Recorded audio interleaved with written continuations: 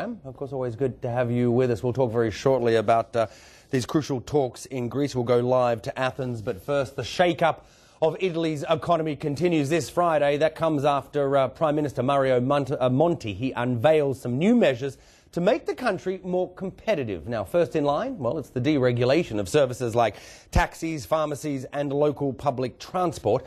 The plans have already, as you've perhaps seen, proved highly controversial, with taxi drivers, well, they held a strike this week over plans to open up their industry to more competition. Well, look, let's get more on this because Nicola Marinelli is the fund manager at Glendevan King Asset Management. He joins us from our central London studios.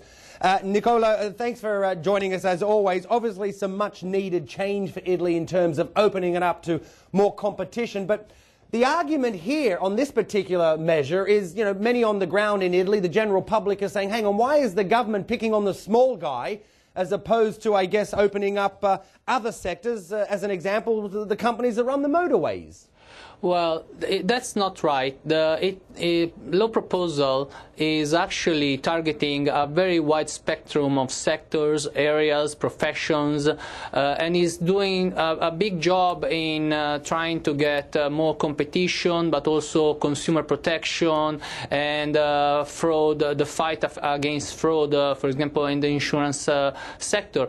Therefore, it's not true. It's actually, if one reads the more than 100 pages of the law proposal, it can seem a little bit too wide, but that's a strategy from the government, because what they want to avoid is exactly this: social unrest and protest, because the idea is targeting all sectors and all classes and in the Italian economy and all professions at the same time will try to diffuse the protest.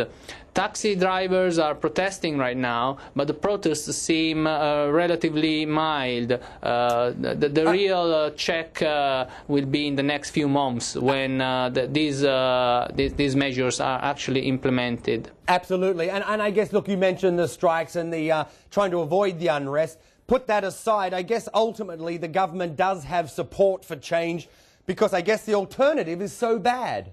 Well, there is no alternative. The government has made very clear that the fiscal policy cannot be used to help growth. Actually, the other way around. Italy needs more austerity because of its high debt burden. And the monetary policy and currency devaluation are no longer an option.